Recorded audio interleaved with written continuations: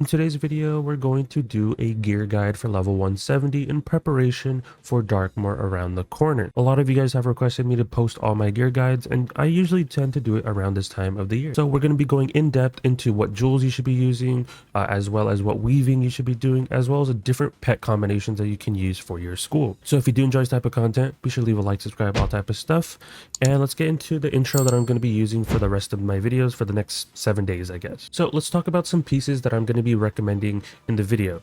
You're going to hear me talk a lot about Avatar and Reaver in majority of these videos. And I know I get this question asked a lot: which should I farm? Should I farm Avatar for Salinopolis gear, or should I farm Reaver for Wallaroo gear? Now the dead set answer is it comes down to personal preference. If you already have Wallaroo gear, which is the Reaver gear, you don't need to farm Avatar. And if you already have Avatar, you don't need to farm Reaver. If you're just starting out, I recommend farming Avatar in Salinopolis instead of farming Reaver in Wallaroo, because it's a little bit more tedious and not everyone's going to be farming that, just because it's been a while and not many people care about it too much currently. But I do want to preface, I will be talking about it in the video. Certain Avatar pieces I prefer and certain Reaver pieces I prefer. So you'll see me talk like Reaver boots I might prefer more than Avatar boots. I might prefer Avatar hats versus Reaver hats, stuff like that. So just pay attention when I do mention those. They're the exact same stats. I have to clarify this all the time. They're the exact same stats, just the difference is item cards. If you do not care about item cards, just farm Avatar, straight up. Also in my setups, I do tend to mention a lot of Shabalba, Hunhao, Private Eye, all that type of stuff. So if you hear me mention Shabalba, Hunhao, that is from the Azteca raid, the Crying Sky raid that you can do in guilds. If you hear me mention Private Eye and Crime Fighter, that is from the new raid, which is the Ghastly Conspiracy raid. So just pay attention when I do mention out those names. Now, if I do mention that I use Shabalba or Hunhao pieces, you don't necessarily have to go out and go farm them right away. The reason why I currently use them is because of them item cards. Now, what you should be doing is farming the new raid, Ghastly Conspiracy raid. It's the same wands as Shabalba and Hunhao. The only difference is the item cards. But Shabalba and Hunhao will not be getting 180 upgrades in the future. The new raid will. So if you want to preemptively get ready for 180, you should be farming the new raid, get those wands for the stats that I mentioned, and then hopefully whenever we get 180, we will have those upgrades for the new raid, and you can use those pieces as well in your builds, which I 100% will be. Certain pieces of Shabalba and the rod wands from the new raid are better than actually Reaver and Avatar, so be wary about that as well. They give like an extra pierce and stuff like that, so just keep that in mind. When it comes to the wands, I do want to preface this. I do prefer the Shabalba wands from the Azteca raid a little bit more than the rod wands currently in the Ghastly Conspiracy raid. Yes, they have the same exact stats, but I do like the item cards on the Shabalba wands. So when it comes to preference, number one to me is Shabalba currently. Number two is going to be the rod wands from the current raid, which is the Ghastly Conspiracy raid. Number three, if you don't have either of those options, you can use the Fairy K wands from the Fairy K pack in the Crown shop. And then after that, if you don't want to do any of those three, you don't want to do the raid, or you don't want to open packs, use Reaver, Avatar. It's really up to you. They both have the same exact stats, just item cards are different. I don't have a preference between them. They're in the same tier in my opinion. When it comes to amulets, if you hear me talk about amulets, Private Eye is my number one recommendation right now, unless you are balanced, which I will be putting a certain section for balance whenever I do make the balance video. But for amulets, for every school except balance, I prefer Private Eye as my number one priority because I do like the item cards. After that is Reaver, which you can get from, of course, Wallaroo. Those give you a blade, which I prefer.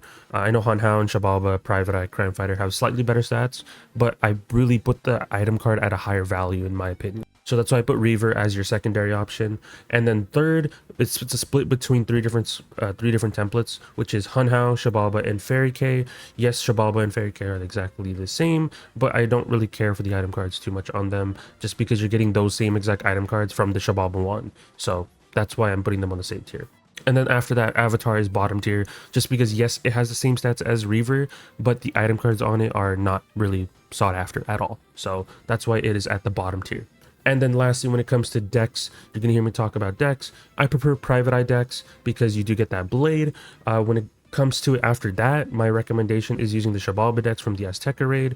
And then after that, if you don't want to do either of the raids, you can use Reaver, Avatar. It's really just up to you, personal preference. I put them on the same tier just because they both have blades and traps depending on your school that are useful. So they're in the same tier. I feel like just getting both are really good to have. And then after that, I think the bottom tier is Hun Hao and Fairy K, because they don't really give you anything that's useful. They both give like terrible cards in my opinion. And then lastly, what I want to mention in this intro is when I do mention pins and power pins, run whatever you want. It's dealer's choice. You can choose whatever you like. I don't have a vendetta or anything like that against a certain school. Use whatever pins at the end of the day. There is no like end all be all. Have fun with your PvE builds at the end of the day. When it comes to power pins, I do recommend different pins depending on your school. So my recommendations out of all the power pins is Storm, Balance, Death, or Fire. If you are on a Storm, I do recommend using Life. Now let me quickly explain this. I do recommend Storm pins if you ever get Mantle in your fight and you are using the Weaving Blades from Weaving, which I will be mentioning as well. Those are Storm School majority of the time. So that's why I do recommend that, just to prevent a Mantle. And it's the same argument for Balance and Death, because hey, if you're using Elemental Blades, Elemental Traps, Balance Blades, Dragon Blades, whatever, a Balance Pin is just nice on the off chance you do get hit with a Mantle.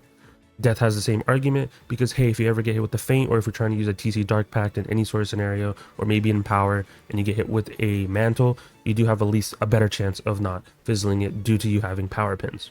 And then Fire is in that niche category, which I like using at times, just so I don't have to switch my Scald and Syndiate setups, because those I can just put on a Fire pin, and then all I have to do is switch my hat and switch my wand, and I'm good to go. So that's why I have Fire pins as well listed for that reason. And then Life pins, it falls underneath a niche category. It's specifically for Storm, just because their Weaving Blade is through Life currently, and maybe in future guides I might adjust this, but Storm is using Life Weaving majority of the time, and having a Life pin for accuracy is good to have, just so you don't fizzle your dual blade on the off chance you get hit with a Mantle.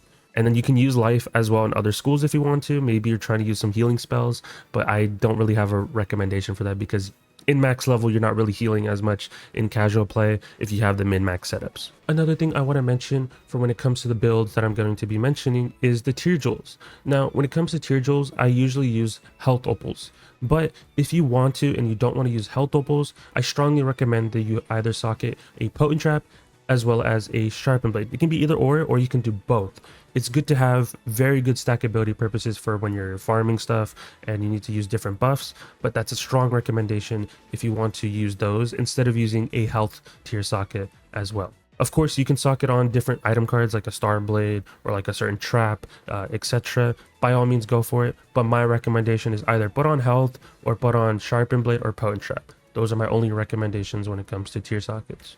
I will be talking about pets and stuff, but that will be in a later section in this video. But that is it for this intro. This is a template for all my videos, and I just want to keep it straightforward like that. The only thing that's going to be slightly different is if you're balanced, which I will be mentioning in the balance video whenever I post that guide. Because the wands, amulets, and decks, I have a slight little bit of different preference on that school because the item cards are so weird for balance. So I'm just putting that out there. But we can actually get into the whole rest of the video. Now that we got the intro out the way, let's go over the different weaving paths that you can take for balance. At the end of the day, it's up to you what weaving path you want to do, but there's really only two that I really recommend. Number one is doing Storm, because you do get that blade. It's not only just for yourself, but I really like this for supporting capabilities. I feel like most of the balance weaving, just in general, or just weaving on balance, sorry, is the rewards are not the best. Every other school gets like really strong percentages, while balance just gets 2 traps of the same kind or 2 blades of the same kind, etc.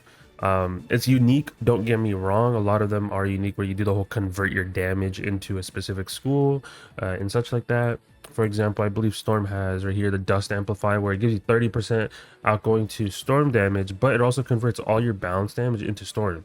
So like, it's interesting, but I don't know how I would value all that stuff because I'm not really using it. I do reuse the rank 1 storm weaving blades, just not only for support but also for stackability purposes if you're using it on a storm just to buff them out, right? Beyond that, it's the same argument for Old Sage. Old Sage gives you that convert trap as well as 2 myth traps that places on the enemy. So for example, the story trap. So it puts 2 myth traps and then puts a convert that changes your balance damage into myth. So like, these are good to a certain extent, but it's mainly for supporting.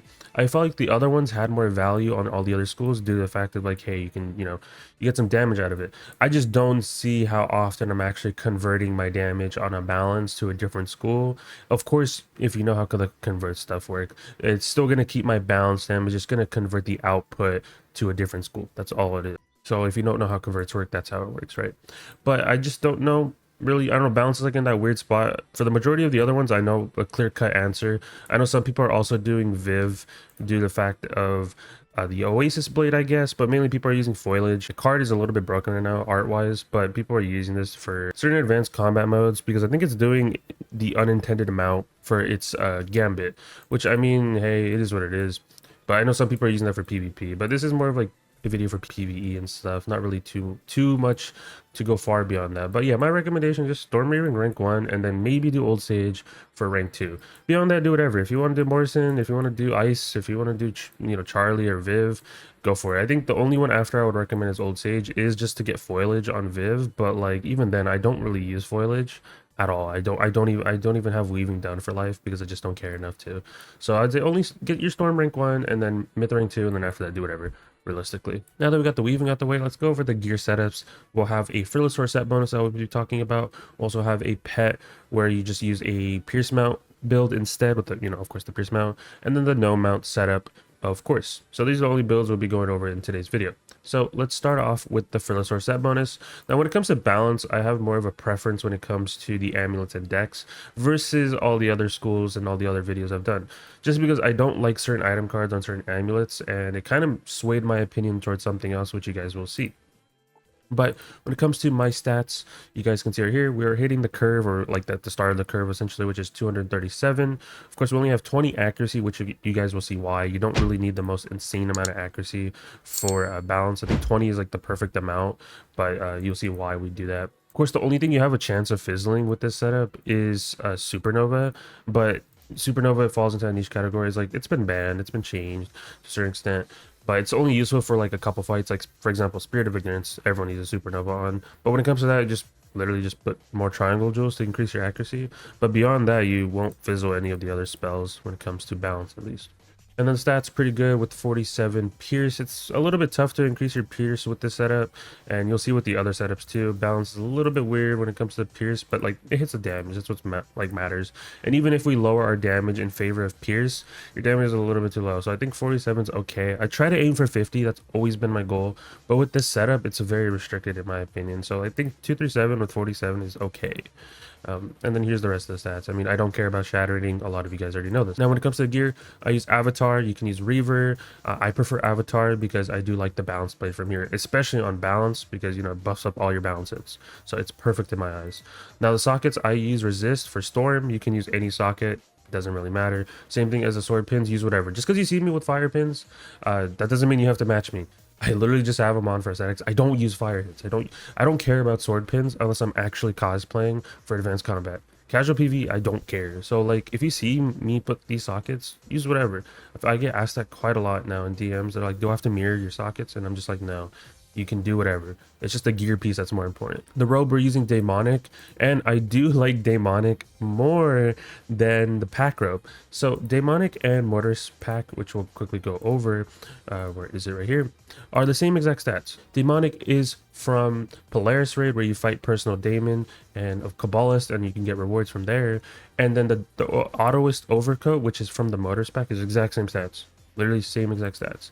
And then you get two different item cards. Now, I actually prefer the demonic one way more than the overcoat, and I've been asking them to return this card in more scenarios, but this is Ellie Surge. Now you're probably wondering like, what the hell is this? Ellie Surge is a 3-pip spell that is a bubble essentially, and it boosts fire, ice, and storm. So it's literally a bubble that's boosting 3 different schools. It's a very niche card in my opinion, but I'm waiting for them to release Spirit Surge. If that ever happens, that's going to be such a good card. And hopefully they can do more stuff like this in the future for balance, because this is a nice card. And I want to see this as an actual card someday in the future. But being an item card, still, it's very good in my opinion. Sandstorm is still good, but the thing is, if you already have it maxed here, it doesn't really matter. You can't get this from like, like you training it or anything. This is an item card. So I do like Demonic slightly more due to that item card. But of course, if you just want the stats, just pick your poison. But I know some people are gonna make the argument, why would you ever use this if you can just use like a 2-pip bubble that's a 35, for example, like the 35 fire bubble or the ice bubble or the storm bubble, and that's completely valid. But if you're rocking 2 separate hitters for 2 separate schools, like let's say a fire and storm hitter, just toss in an Ellie Surge and both, now all of a sudden both of those hitters are buffed. Yes, so that's another reason why I like using this on balance. So it's good for its supportable capabilities, but when it comes to solo stuff, it doesn't really matter. You can pick either. And the sockets don't matter. Pay attention to what I said in the beginning of the video. Boots, we like to use Reaver versus Avatar. Avatar, Reaver, both have the same stats, but Reaver gives you that Hex Trap, which is not only good for yourself, and it's really good for supporting capabilities when it comes to, having any type of hitter. And you can't feign the fight, whatever, and the trap is just so good. Now the wand, I use Shabalba, and I use Shabalba specifically for the reason of the Blade Storm. You don't have to use Shabalba, I just prefer it. It's from the Azteca raid, and yeah, it gives you that Blade Storm, which I really like. Now, if you don't want to use that, because, what if you haven't been doing the Shabalba raid at all? Your next option literally is by just doing the new raid. The new raid gives you the exact same stats on its wand, which is the attunement rods, and these will get 180 upgrades sooner or later. So once that gets upgrades, it's going to be replacing my Shabalba ones. I'm just hoping it gets better item cards because I'm not a fan of these item cards personally. So if you want to future-proof your setups, definitely get the rods from the Ghastly Conspiracy raid. There's plenty of guides on the channel, but that's just my recommendation. But currently, Shabalba is my #1 priority. Number 2 is the attunement rods. Number 3 is the Fairy K wand. So if you want to use the Fairy K wand from the pack, that's completely fine. And then after that, you can use Reaver Avatar. It just comes down to personal preference. But for me, Shabalba is #1 because the fact is I like that Blade Storm that you get from the wand. Now the Athames, we are using Reaver Athame. We're not using no Mushu Avalon Athame. We're just using Reaver, which you guys will see shortly. But you can use Reaver Avatar and make sure you have the correct sockets. And then your amulet. Now this is where it's slightly different versus all my other videos where I always mention that, hey, I use, the raid amulet, the new raid amulet. Now the thing is with the raid amulet, the current one, the Ghastly Conspiracy one, is I really don't like the item cards on it. I think they did like a terrible job when it came to the item cards, at least for me, when it comes to like just using it in casual PvE or advanced combat. Now PvP players might be using this. I don't know how often. I've only seen like maybe one person cast Blade Delusion, Trap Delusion, and maybe obviously I'm not really a PvP head, so I don't see how often people actually cast this, but I'm not a fan of these cards. And even if you get the other one, which gives Ellie shields and Spirit shields, I still wouldn't use it. You would only use this if anything to support somebody and help them set up like a Jhin in advanced combat or something. But when it comes to like casual play, you're not really using it. So that's why I'm not a fan of the new raid amulets at all. So instead, I reverted back to Hun Hao. So you can use Hun Hao or Shabalba. That is like my personal #1 preference due to the fact of I like the Blade Storm on here. More Blade Storms, we go crazy. So that's why we're doing that. And then we are socketing on an Epic Jewel. You don't have to use an Epic Jewel if you really don't want to. Just put on accuracy. Simple fix, just simply put accuracy. I just didn't really feel like I needed to completely drop my Reaver Athame in favor of the Mushu Athame, because the fact is you have accuracy completely fine on balance, so might as well just put on an Epic Jewel and call it a day. Of course, I know not everyone's going to do that because, maybe let's just say balance isn't your favorite school and you don't want to, allocate time to farming an Epic Jewel just to toss on an amulet that who knows if, you're actually going to use. So that's completely valid. But if not, like I said, just put on, you can put on a dual blade, you can put on an item card or a different item card, or you can just simply put on accuracy and call it a day. But that's my recommendation for the amulets. But if you don't have Hun Hao or Shabalba, literally the next option is Reaver. I always mention this in all my videos. It's an easy farm. You can just go farm Crash, as mentioned in the beginning of the video. And yeah, it gives you a blade of your own school. So it gives you a balanced blade, which is not only good for yourself, but it's also good for supporting capabilities. So that's my secondary option. And then after that, you can do Fairy K, Private Eye, or Avatar. I don't recommend Avatar over Reaver because Reaver gives you that blade. Avatar doesn't give you anything useful. So like, that's my personal recommendation when it comes to amulets. And then rings, you can use Reaver, Avatar, doesn't matter, make sure you have the correct sockets. The pet, we are using a Frilla with these stats, so you're using double pierce on your pet with triple damage as well as mighty on the pet. Make sure it's on a Frilla. And then when it comes to the mount, we are using Stompy because we want the set bonus. The set bonus is what gives us 5 extra damage to even make this setup.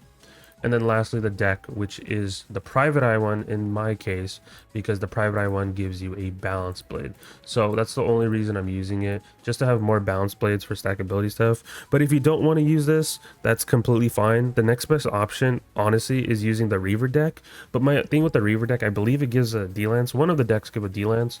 And the thing is with the D-Lance, it's good for self stuff. But I wish that D-Lance, even though it's PvP banned, they should have made it so you can still cast it on other players. players. I feel like that was a really missed opportunity when it comes to that, because that would have been a really good card. I would have preferred the Reaver deck so much more, but the fact that it's only self only kind of, you know, lowered a little bit for me in its value. So that's why we're using Private Eye instead. But if you don't want to use Private Eye or Reaver, you can use Shabalba, Avatar, Hunhow, Fairy K, whatever. Doesn't really matter. You just need a circle socket at the butt. Private Eye is my recommendation, and then second option is Reaver in my opinion. And that's how you achieve the stats of 47 with 237 damage. It's pretty straightforward, if I do say so myself. And the next setup that we can go over is the Pierce Mount build, which realistically only slight few things change with this setup. The main thing that changes is you literally just lose 1 damage. Yep, you literally just lose 1 damage with this setup. You still have the same exact Pierce, but all it is you lose 1 damage. When it comes to the hat, we are using Avatar. I'll probably speedrun this, but you can use Avatar or Reaver. Prefer Avatar because the blade, sockets, use whatever. I prefer Stormres. Robe, we're using Daemonic, but you can use the Motorist pack one or the Marleybone pack one. I prefer Daemonic slightly more in this case because I like having that bubble that you get from here, this unique elemental surge for supporting capabilities. Boots, we're using Reaver because of trap, but you can use Avatar. Doesn't matter, they both have the same exact stats, just different item cards. Wand, we're using Shabalba, but as I said earlier, you can use Shabalba, you can use the Ghastly Conspiracy wand, which is the rods, or you can use the Fairy K wand from the pack, and then after all that, you can use Reaver Avatar. But number 1 recommendation for me right now is Shabalba, but once 180 comes out, I will be switching over to the rods. The theme, we're using Reaver or Avatar, just comes down to which one you farmed, and rock these sockets. Amulets, as I said earlier, I prefer Hunhow / Shabalba currently, because the new raid amulets are not for me. I don't like the item. But if you don't have either or, just go get yourself a Reaver amulet in Wallaroo and call it a day. And then I prefer Epic Jewel. If you don't want to use an Epic Jewel, just put on accuracy and call it a day. Ring, we are using Reaver Avatar, just make sure you have the correct sockets. And then now with the pet, you're a lot more flexible. And the downside is, which we'll be talking about, is we would be using the Skeletal Warrior, but the Skeletal Warrior just doesn't work right now. It's been ever since the Aquila update came out, they still haven't fixed the hybrid for balance, and I'm really waiting for that to come out. And we'll venture into that in a little bit. But this is the type of pet you would want stat-wise, which is you just want Pierce with a bunch of damage talents. And I prefer Giver Socket because I like using my No Shatter Giver Jewels, but you don't have to. If you want to have a Boon Socket, or if you want to put on a Bringer with Mass Feint, you can do that. You have a lot of different options, but these are just the stats I prefer with the Giver Jewel that's No Shatter. And I use it on a Hamster. That's just a personal preference because the Skeletor or the Skeletal Warriors just don't work right now for specifically balance if you've watched the Skeletor video. But there's a lot of different options when it comes to pets, at least, and we'll be talking about that. So obviously the number 1 recommendation pet would be the Skeletal Warrior, but it does not work right now, so you can't even make the hybrid. But what the pet would give you is it would give you a Balance Blade as well as a Sharpened Blade and a new card called Dust Up. And basically what that card would give you is it gives you 3 20% traps that are universal. So basically a fuel that's universal, and it's 1 pip. Now I'm hoping they don't change the item cards on this pet because this is a really good support pet and a really good pet just for a lot of different things. But we'll have to see what they do later on and if they're actually going to keep that in the game. But we're still waiting on that to be fixed. But if / when it gets fixed, that would be the number 1 priority of what pet you should make. Number 2 is the Hamster. That's why I currently already have it on a Hamster. But whenever the Skeletal Warrior gets fixed, I'm just going to switch the stats over to there. But what the Hamster does, it gives you a blade, which is a Balance Blade, as well as a Sharpened Blade. And it also gives you a Spirit Shield, but I don't care about the Spirit Shield. So that's just my secondary recommendation. Now, there isn't a pet for the Ghastly Conspiracy Ray for Balance. Balance kind of got shafted this update, in my opinion, because they don't have a Braid pet, as well as their Aquila pet doesn't even work. So that's why we're only having 2 exclusive pets on this specific recommendation list. But when it comes to regular pets, you can use the Blaze Fox. I believe it gives you 3 Balance Blades, which is pretty good in my opinion. I don't think you need the actual badge to have the pet equipped. You just need to find somebody with the Blaze Fox and you can hatch for it. So that's like my regular recommendation. If not, you can use the Snappy Griffin, which gives you a blade and a feint. I know a lot of people use this on balance just because they prefer the feint, and that's completely valid. I'm not saying not to use it. It's just I try not to use it just because I don't like the look of the pet. That's just a personal preference, and I actually like the Skeletal Warrior and the Hamster a little bit more. That's just a personal preference. But you can use a Snappy Griffin for the blade and the feint. And then my last option for balance is the Opossum, and I believe that gives you a blade and a blade storm. Blade storm good for the supporting capabilities, and of course you get a blade for yourself. But those are just my recommendations for when it comes to pets for balance. There's so many pets, of course. You can even use a pet that just gives you strictly only a feint. You can use a pet that gives you multiple sharpened blades, or if you just want to use a pet for the looks with the setup, by all means go for it. But these are just my recommendations when it comes to pets, at least for balance. And then if we venture back into the game, when it comes to the Pierce, we are using a Pierce mount. Of course, you can use Clockwork Courser or you can use Vulpine Avenger. I wouldn't recommend buying the entire bundle just for this mount or the Vulpine Avenger unless you really care about the looks of the Vulpine Avenger. But the Clockwork Courser will eventually come back in the Crown Shop. That's just how I have multiple Clockwork Coursers. It's just I buy them outright from the Crown Shop. So just hold off till then, and it's actually cheaper, so you don't have to spend so much money on buying a bundle if you don't even care about the gear. And then when it comes to deck, we are using Private Eye, but if you don't use Private Eye, just use the Reaver deck and call it a day. It does give a D-Lance when it comes to the Reaver deck, but I prefer Private Eye just for the extra balance blade. And with that, that's how you achieve 236 damage with 47 pierce. Literally the only difference is with this setup versus the Frillasaur is that you lose 1 damage. And with that, you get more freedom on your pet. So that's a cool thing to remember about. And then lastly, what we were going to go over is the no mount build, which is literally the same exact setup as the Pierce mount build. The only thing that's different is we're just taking it off the Pierce mount. So if you want to just venture back into the video where I talk about the Pierce mount build and just copy that verbatim and just take off your mount. And what happens is that you're going to be at 236 damage, which is still the same that we're talking about. The only difference is your pierce is now going down to 45.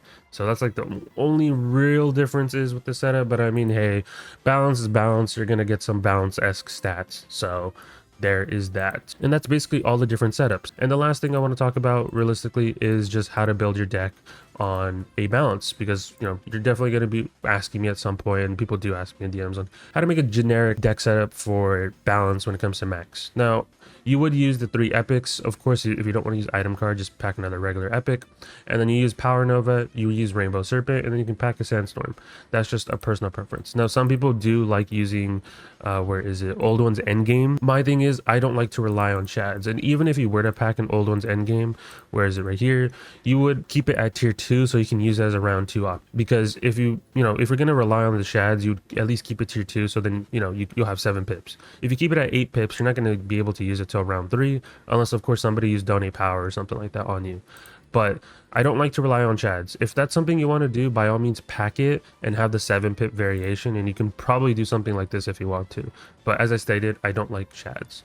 And then when it comes to Rainbow Serpent, of course, make sure you're using death pips so then you can cast that as well. Another thing some people do is they don't like packing Frenzy, and they even drop an epic in favor of packing a sharpened blade as well as a balance blade. My thing is, there's no point of doing that because this will only be 35%, while if you were to actually just use a frenzy right out the rip on a balance, it's 40%. So I think it's like a no-brainer. Instead of packing a sharpened blade, instead of packing a balance blade, just pack a frenzy with literally just 3 epics and 3 hits and just call it a day. You can put in Old One's Endgame, but you'll have to have the 7 pip variation in my opinion. But if you don't want to rely on shads, which of course I mention all the time, I do not, just simply put in, Sandstorm. You just put that in and then call it a day. There's your deck setup. And then of course, when it comes to bosses, you just uncheck some of these buffs. So you can uncheck the balance blade, uncheck the hex. You can uncheck the blade storm if you have people in your fight, of course. And the same thing with the surge. If you have multiple different school hitters, then you can use surge. If not, just leave it x'd out. And then of course, pack yourself some feints when it comes to the boss fights. Feint, potent, as well as of course when it comes to certain boss fights. I think it's sometimes nice just to carry a single target hit. It can be anything, realistically, up to your personal preference, and pack that as well in your deck. And then of course, if you want to, you can also pack blades or elemental blades. I know some people, when it comes to balance, they do actually use, for example, I believe the Polaris spell, which I haven't used in a minute, which is Nested Fury, just because it does a lot of damage AoE wise. And I know some people just give themselves elemental blades and just keep buffing themselves till they can get a shad and use Nested Fury in boss fights, which is completely valid. I'm not going to say it's wrong, but I always like to say, if you're gonna rely on shads, go for it. I just don't rely on shads when it comes to balance, at least, or even just all the setups. Ice, I'm a little bit more lenient on, just because the fact is their damage is just so bad when it comes to like PvE stuff, unless you force yourself to go to 237, but then you have like 20 pierce. That's like the one downside. But you know, I don't really rely on shads, like I said. And that's like a general deck build. Hopefully that explains it pretty well.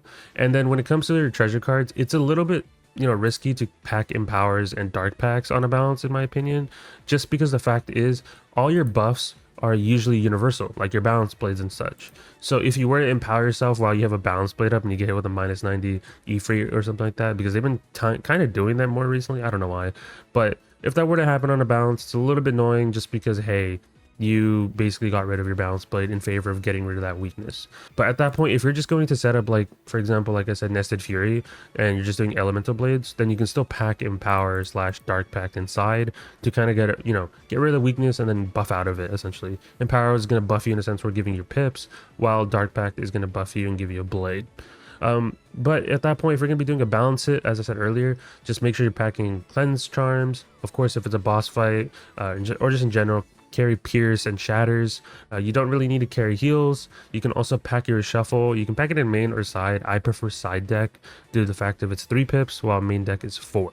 So that's just a couple of recommendations. TC wise, of course, you can pack some extra hits inside as well. That's just a, you know, it's really up to you on what you're doing. But majority of it, like high level content right now, is pretty easy. It's just learning the cheats of certain bosses and just googling in them, and then after that, you're just kind of good to go.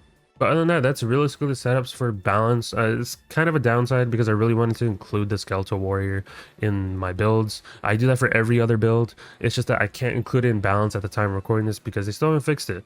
And who knows whenever they fix it, if it's ever going to be fixed. And even if it gets fixed, I'm hoping that they don't remove the item cards on it, because that Dust Up card is so good. You guys don't realize, unless you do advanced content, you will realize how good that card is. But at the end of the day, use whatever setup. If you want to use the Pierce mount setup, by all means go for it. Just the thing is, between the Pierce and the, you know, Frilla setup, all you do is lose 1 damage in favor of being able to use whatever pet you want. Which I know a lot of people like being able to use whatever pet they want instead of being locked behind a pet, in this case, which would be the Frilla Sword, just so you can have the set bonus. So I do understand people's reasonings when it comes to that, at least.